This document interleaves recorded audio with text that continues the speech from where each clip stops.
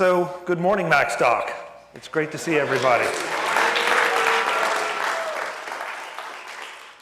It's fantastic. I want to make sure, though, I'll give credit where credit's due and ask for another round of applause for Mike and Gary.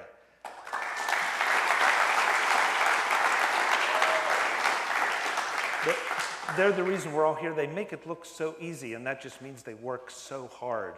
And it's kind of amazing what has happened in just 2 years to bring all of us, literally from all over the world, to Woodstock and Macstock. So this morning, you're going to hear from, and tomorrow, you're going to hear from a lot of fantastic speakers. Unfortunately, you're stuck with me this morning, so. And Mike made the mistake of asking me to lead off, so I figured maybe we'd just try to have a little fun, get a little perspective on why we're all here and what we're doing here, and talk about where we've been, where we are, and where we're going, specifically talking about the future. So how many Star Trek fans do we have here? Yeah, I kind of thought so. Star Trek has been so influential in our culture, so much so that this year we're celebrating 50 years of Star Trek. I think I saw my first episode when I was 2. But if you think about it, 6 TV series, soon to be 7, 12 movies, feature-length films, soon to be 8, or excuse me, 6, soon to be 7, and I think that's next week even, that we're going to have 7. Star Trek presented such a compelling vision of the future of humanity and technology that I think we all adapted to it in a big way. Author Graham Greene said that there's always one moment in childhood when the door opens and lets the future in. And I think for a lot of us, Star Trek was that door. It gave us a vision of the future. It set our expectations of the future. And, it was so influential and so compelling, and, but it was just science fiction, right? Right? We'll see. We'll see. Anybody remember the time tunnel? Oh, good. Okay, cool. For those of you that don't, the time tunnel was a series, and basically the premise was you walk into one end of the time tunnel and you walk out at some point in the future. So the question I have for you is, if you'd been given the chance back then to walk into the time tunnel and walk out in 2016, would you have done it? I know I would have in a second. I wouldn't have even thought about it. But the thing is, I don't think I would have thought about what I found on the other end. I just wanted to get to the future. I don't think I would have appreciated just the impact of things. But if I had made that walk and come out in July of 2016 in Woodstock, Illinois, at Macstock to see you all, I think the biggest thing I would have been looking for was, where are the flying cars? We got no flying cars. What happened here? But seriously, we do have drones, so maybe there's still hope. I'm not sure. But the future really is where I wanted to be. But again, I don't think I'd have understood the impact that technology would have on our everyday lives, on how it would impact the things that I wanted to do, the way I would interact with friends and colleagues, the way I'd pursue relationships, the way I would select my entertainment. All those things technology affects so much, and we just, there was no way to visualize it back then. Mainly because, I just wanted to live in the future. I don't know about you, but that was kind of an overriding thing. Who would have thought that we ever needed anything? Who would have ever conceived of information overload? That we needed information management tools? That we needed social media strategies? What was social media back then? It just didn't exist. It was going down to the local coffee shop. And I mean the local coffee shop, not a Starbucks, but a local coffee shop. William Gibson said the future is already here, it's just not evenly distributed. And I believe that. I don't think it's evenly distributed in space or in time. I think for a lot of us, we missed it. It happened so gradually and snuck up on us so much that we didn't notice.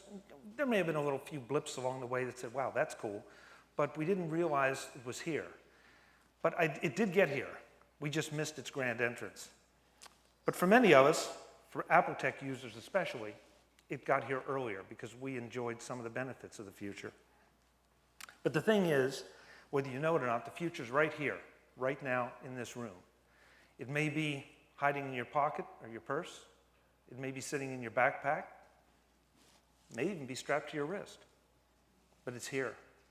And as Apple users, we get a chance to take advantage of all that to a great degree. And I hold you to a higher degree of responsibility for taking advantage of some of that. In Star Trek, if you think back, technology was integrated into everything. And once you bought the premise and once you understood what the tech did, you just accepted it and went on with the story. And that's happened to us. We just don't always really appreciate it, that it becomes so integrated into our lives that it's commonplace.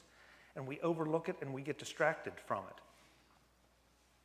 So, the question I have for you this morning, what are you doing with the future? What are you doing with the technology that you have? You have the sum of human knowledge at your fingertips at any given moment. What are you doing with it?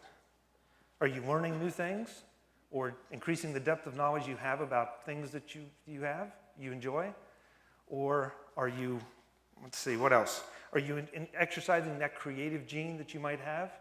I know Mr. Victor Kayal just came out with a new CD. He's exercising his creative gene in music. Are you exercising your creative gene in art or writing in some fashion? Or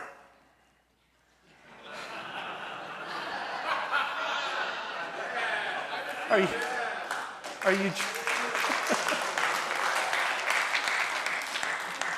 God, are you just chasing Pokemon? Please, guys. You know, it's been fascinating to watch the web spin the good things about this. And there are a couple good things. First, allegedly, it gets you out of your house and moving a little bit. All right, so maybe so. It also has given definitely a wider audience to the concept of augmented reality. And that's a good thing too, definitely. But Pokemon? I mean, come on. Now, I realize that a lot of this probably sounds a bit high-minded, and that's really not my intent. My intent, though, is to make you think about it and appreciate what we've got. We have more opportunities than ever before to connect with each other. And I'm connected with a lot of you on Facebook and Twitter, and I see what you're talking about, and I see what you're saying about what you're talking about. In some cases, your arguments just strengthen my personal positions. In other cases, you change my mind. But at the very least, you make me think. And that means we're all pushing the future forward in a positive fashion. And I think that's a really, really important thing. But are you creating new information? Are you taking that opportunity to create new information and then distribute it in ways that Star Trek could not have even imagined? I mean, do you realize that is Jeff Gamet here? Hey, Jeff. Okay. So do you realize how many people you can reach? Do you realize that Jeff Gamet can reach probably more people than Winston Churchill could at the height of his social power? And Jeff can do it sitting at home without pants.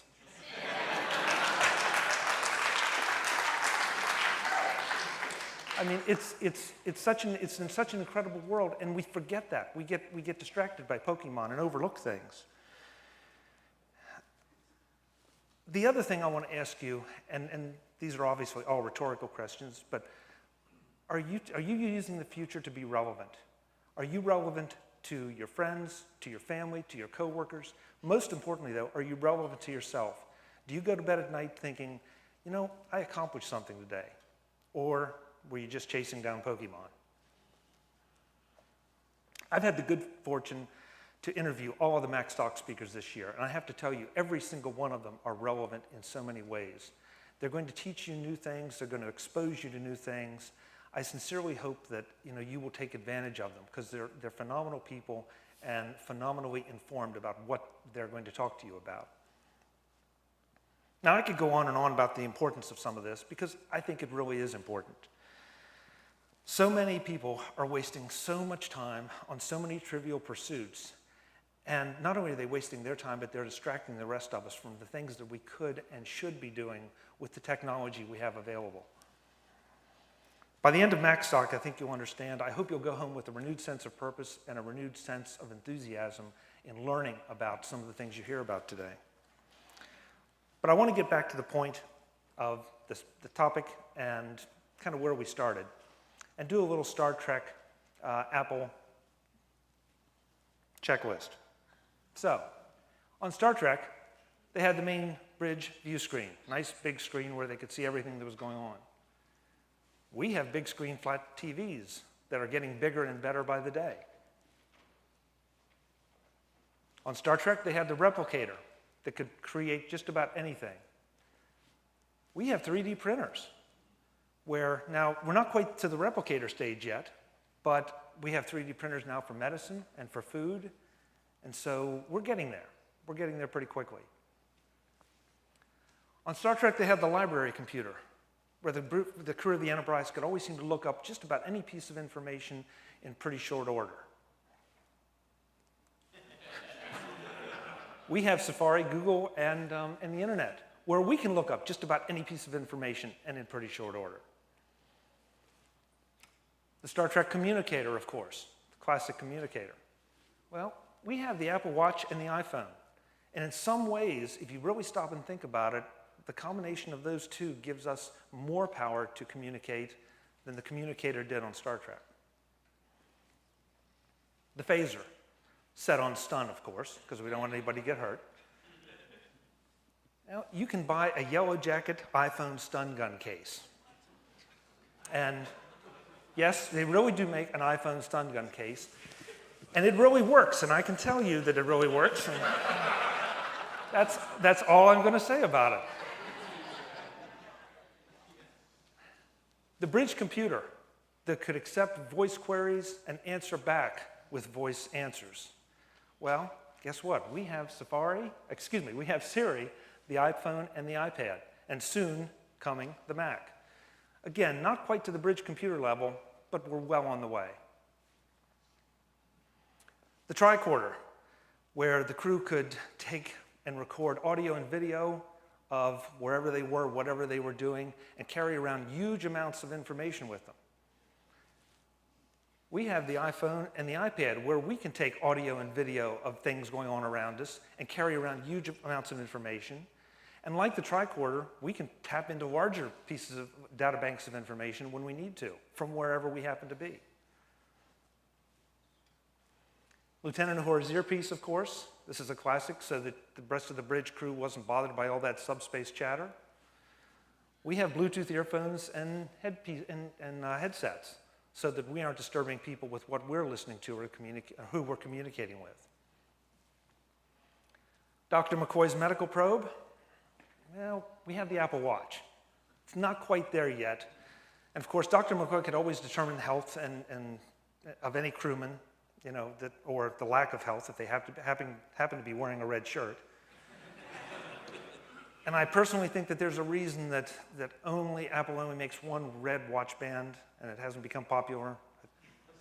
Just saying, so if you get a red watch band, be careful. The Star Trek clipboard, which the crew seemed to be always running around the ship making notes on everything. Well, we have an iPad and an Apple Pencil where we can run around and take notes just about any time, anywhere we want. So with that, I'll let you tell me, what do you think? Is the future here? Well, I don't know about you, but I can tell you from my perspective, I'm happy to tell you I made it. I live in the future.